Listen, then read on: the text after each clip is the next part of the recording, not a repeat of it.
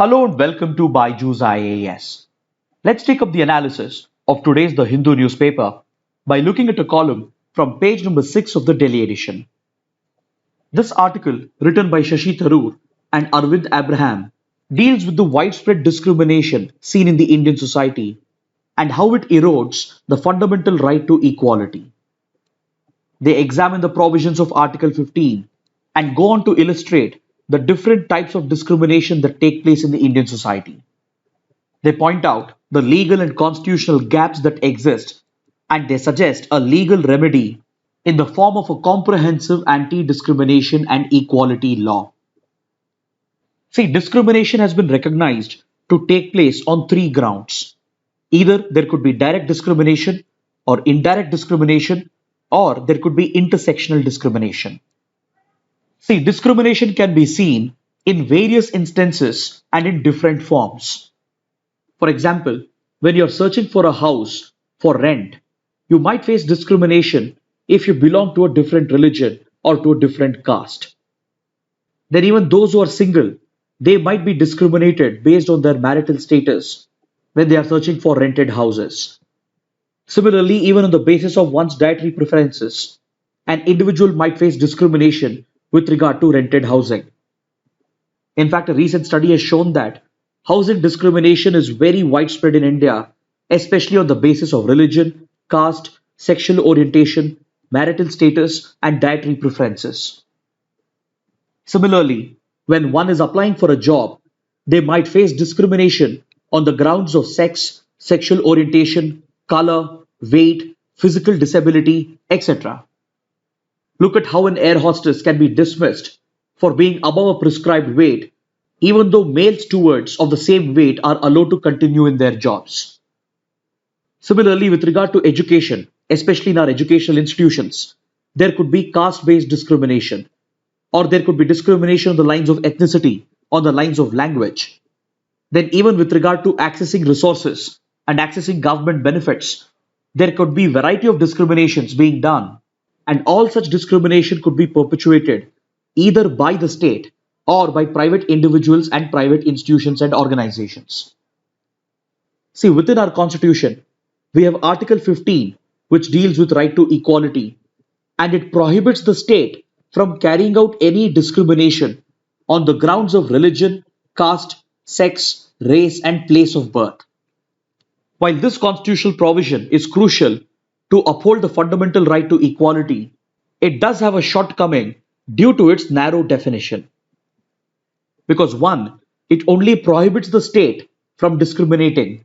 That is, only government institutions and government authorities are prohibited from carrying out discrimination only on these grounds, that is, religion, caste, race, sex, and place of birth.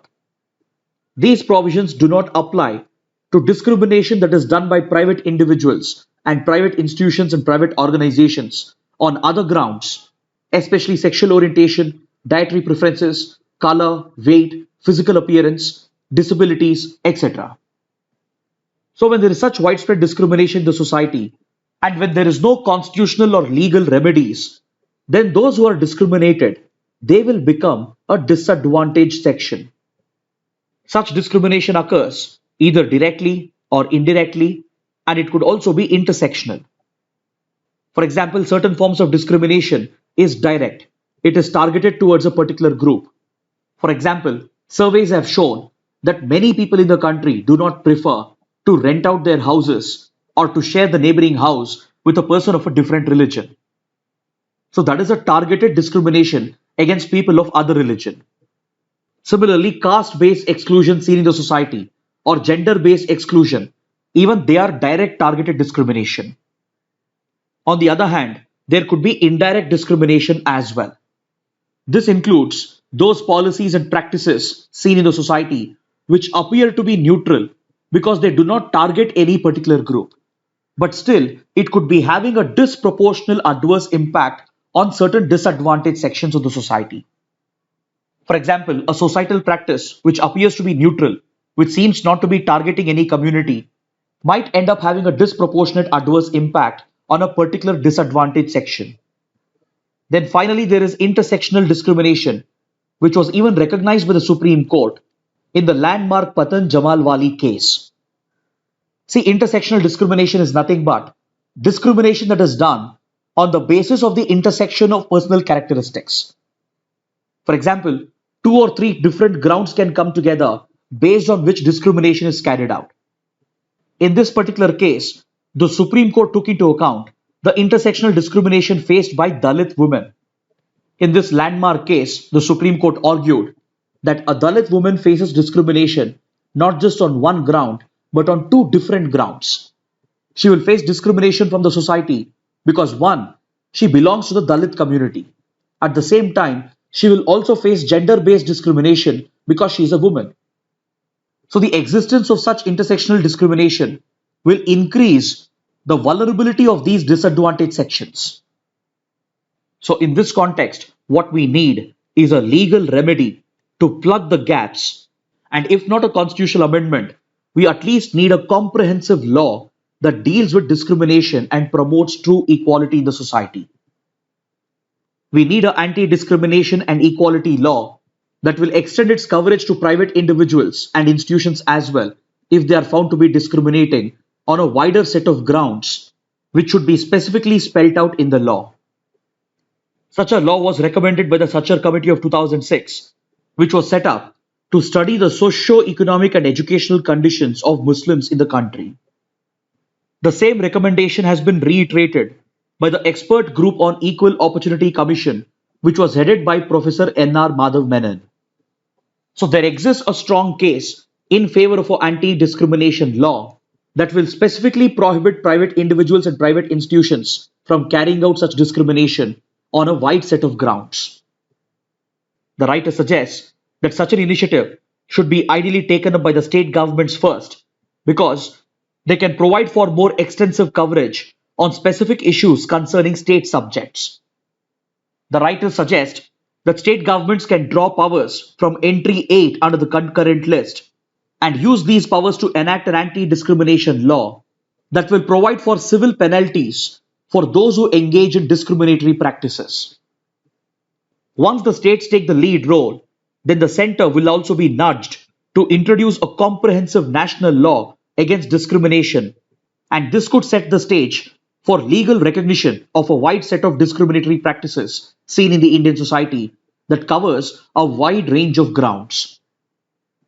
As Article 15 is limited to religion, caste, race, sex, and place of birth, we need to bring out a comprehensive law both at the national level and at the state level to cover other grounds of discrimination such as descent, gender expression, pregnancy, sexual orientation, linguistic identity, HIV status, marital status, dietary preferences, skin tone, physical appearance, place of residence, and several other analogous characteristics which are simply beyond the control of an individual or those that constitute a fundamental choice, and any discrimination that occurs on these grounds should be prohibited through a comprehensive law. This legal remedy can provide for strict penalties to those who engage in discriminatory practices, and it could even lead to the establishment of an equality commission which could look into complaints and settle disputes and provide recommendations to the government. And such a comprehensive law at the state level and at the national level will set the way forward to end all forms of discrimination in the society. The writers point out that such a model bill has been proposed in Kerala, and if it is accepted and enacted, it could become a model for the rest of the country. Now let's take up another column from page number 6, which deals with the India-Italy-Japan trilateral that was launched recently. Just a few weeks ago, the foreign ministries of three countries, along with their respective think tanks, they launched a trilateral initiative designed to enhance the focus of these three countries on the critical Indo-Pacific region. Through this trilateral forum, these three countries have decided to come together and work towards maintaining the Indo-Pacific region as free and open, along with maintaining peace and stability in the Indo-Pacific. This comes in the backdrop of rising Chinese aggression in the Indo-Pacific, which has been challenged by many like-minded countries. China has often been accused of disrupting freedom of navigation in the Indo-Pacific region, which today is considered to be the hub of the global economy. China has willingly violated the rules-based order established under international law such as UN clause or the UN Convention on the Law of the Sea, and its rising economic, diplomatic and military aggression has threatened peace and stability in the Indo-Pacific, particularly in the South China Sea. So this has led several like-minded countries to focus on the Indo-Pacific in order to enforce a rules-based order and maintain the Indo-Pacific as a free and open region in order to promote peace and stability along the important sea lanes of communication that pass through the Indo-Pacific. This has led India to come together with several like-minded countries and form several groupings and alliances such as the Quadrilateral. The Quadrilateral includes India, US, Japan and Australia, and these countries share a similar vision towards the Indo-Pacific. On similar lines, other major powers such as France, United Kingdom, Germany and even Russia, even they have enhanced their focus on the Indo-Pacific, and in their latest outreach towards the Indo-Pacific, they have started giving centrality to India. This highlights the key role that India has to play in the Indo-Pacific, and it highlights the importance of such initiatives, which is bringing like-minded countries together. Apart from the Quadrilateral, we have the India-France-Australia Trilateral, which was launched last year, which also includes the exact same objectives. Then apart from this, India, Japan and the United States, and as well as India, Japan and Australia, even they have their own separate trilaterals. And recently, India and Australia have even launched a trilateral with Indonesia. And parallelly, India and Japan are looking to work with Russia to focus on the emerging geopolitical challenges in the Indo-Pacific. So in this context, the launch of this new trilateral initiative involving India, Italy and Japan acquires significance, and the writers of this column examine its potential. See, India and Japan already have a very close strategic relationship, and they not only share very close economic relations, but they even have very close defense relations along with a strategic partnership. For several years now, India and Japan have been working together in the western part of the Indian Ocean, where they are known to conduct joint anti-piracy missions. Then apart from that, they have launched the Asia-Africa Growth Corridor to improve connectivity between Asia and Africa and to promote trade between the two key regions. Then through several trilateral initiatives and through platforms like Quadrilateral, India and Japan are exclusively focused on the maritime security issues that are affecting the Indian Ocean region. And hence, the relations between these two countries is already on a firm footing, and they are already in the process of developing a joint strategic vision towards the Indo-Pacific. Similarly, Japan and Italy, they share historically close relations, and they even share a strategic partnership with regard to their economic relations and as well as with regard to their defense relations. So now, for this trilateral to work effectively, the relations between India and Italy hold the key, because as of now, the relations between these two countries is way below its actual potential. While India and Italy do enjoy close bilateral relations, they still lack the strategic vision in their relationship.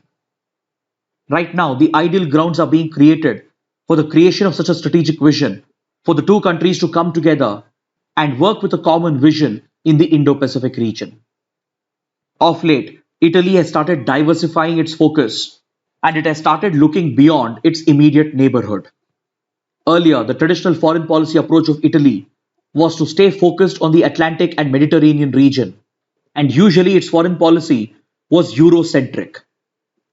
But now, with changing geopolitical dimensions, especially in the Indo-Pacific, Italy's outlook towards the region is changing, and as Italy becomes more wary of China, it is seeking out like-minded countries like India and Japan. Recently, Italy has made its discomfort with China very clear by publicly speaking against the unfair trade practices that China is resorting to in Europe. Italy is particularly worried about China's trading practices and as well as by the rising economic and diplomatic influence of China in Europe through infrastructure projects. Italy realizes that it has already entered into a strategic competition with China in its traditional sphere of influence, that is in and around the Atlantic and the Mediterranean. And along with that, Italy has become increasingly concerned about China's blatant violation of human rights, which happens to be a core objective for Italy.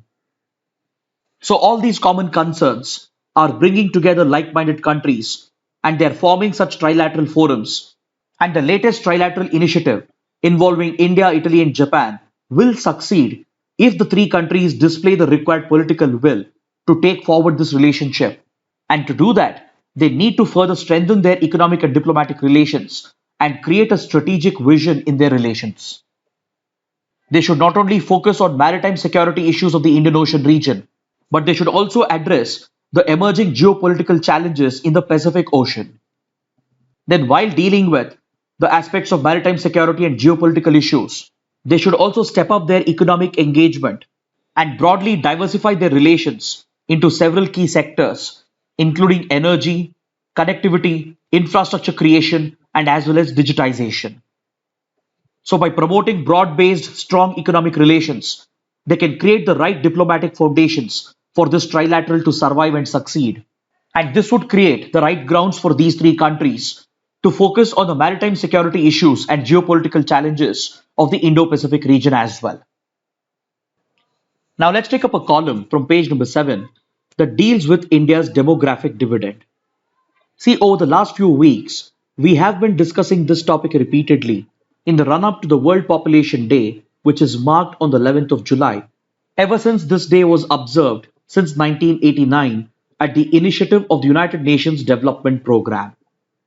The UNDP marked the 11th of July as the World Population Day in order to encourage a debate and a discourse on the need to protect and safeguard each life by addressing the issues of population explosion and population stabilization. See, demographic dividend, as defined by the United Nations Population Fund or UNFPA, is nothing but the economic growth potential that arises from shift in population's age structure, which could benefit a country having a majority of its population in the working age, that is in the age group of 15 to 59 years. India currently is set to enjoy such a demographic dividend as over the next 2 to 3 decades, India will lie in the sweet spot where a majority of its population will fall under the young age category. Data shows that we currently have 253 million Indians in the adolescent category who would grow up to be the future adults. And currently 62% of the country's population falls in the age group of 15 to 59 years.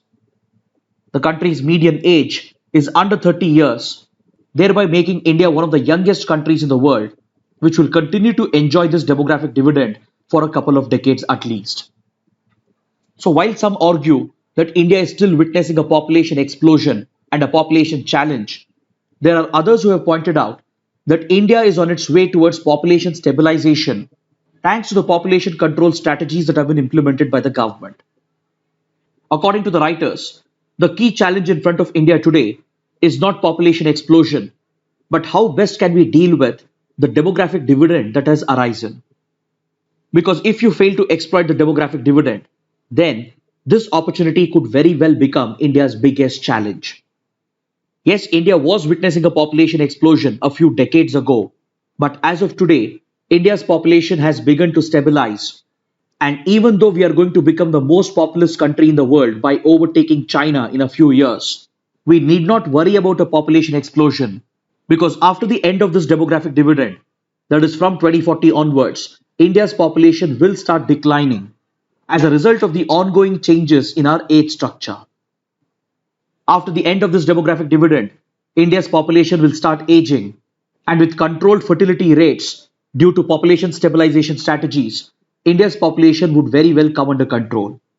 So as of today, population explosion should not be the worry for India, but the real worry should be how we are going to exploit this demographic dividend and whether we will manage to turn this potential into an opportunity. Because if we fail, this demographic dividend could become India's biggest nightmare. See, the demographic dividend and being in this demographic sweet spot is only good when you're able to transform this potential into economic growth for the country. To do that, you need to ensure that your young population receives the right kind of education, the right kind of healthcare, and more importantly, the right kind of skill sets. But as it stands today, India is facing serious challenges in all the three key sectors. And hence, if we have to tap the potential of India's youth, and if we have to exploit India's positive demographic dividend, then we need to safeguard and protect the country's young population and provide them the right kind of opportunities which can help the country grow in the decades to come. If you look at the education sector, India is falling behind, mainly due to its poor public expenditure on education.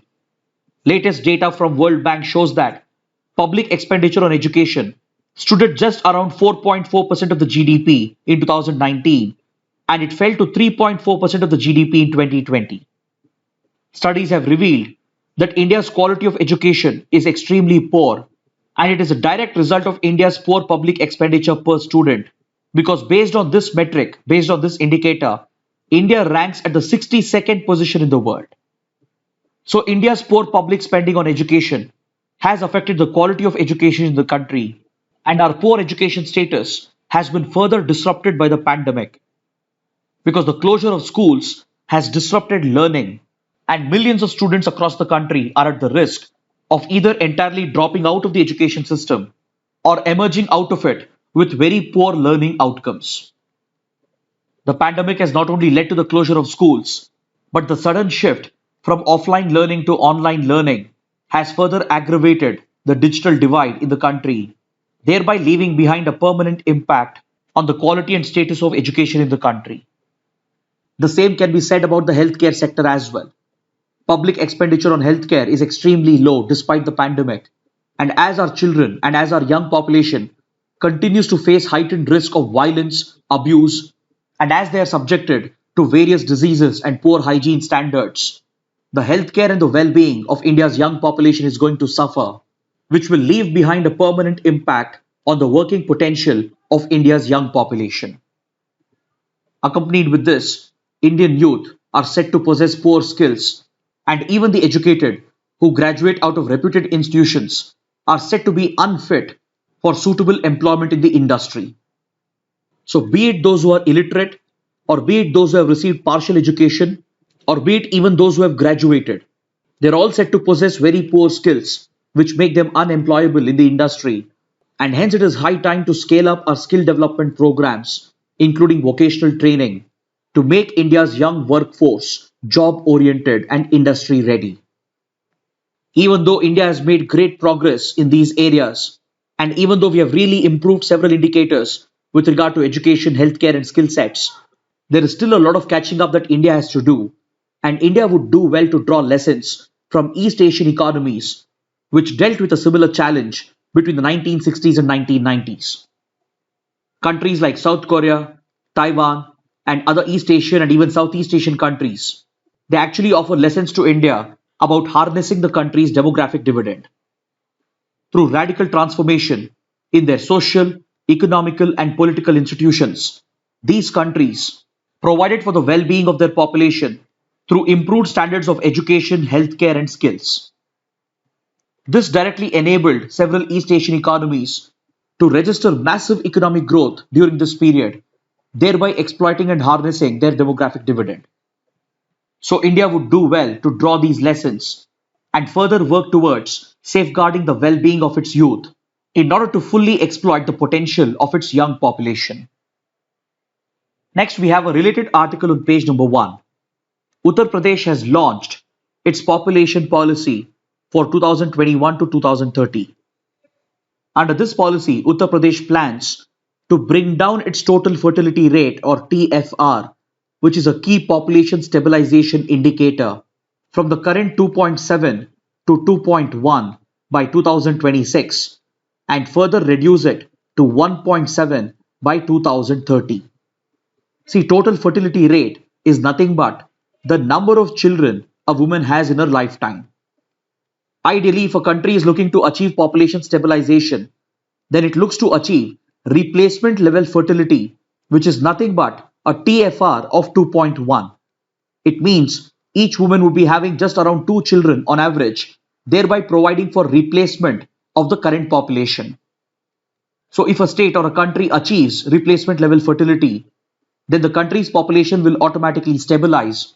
And if the TFR falls below 2.1, then the population is going to decline in the long run. We have discussed in several previous classes that India's advanced states like Maharashtra, Tamil Nadu, Karnataka, etc., they've already achieved their TFR targets.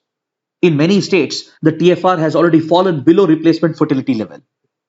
But the more backward states like UP, Bihar, Odisha, and the others, their TFR rates are still very high and it's above the national average and it is way above the replacement level fertility.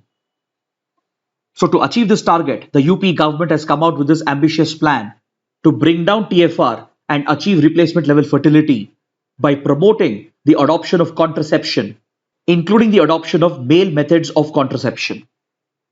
The population policy also envisions bringing down maternal mortality rate or MMR rates, along with decreasing its infant mortality rate or IMR, and as well as its under 5 mortality rate.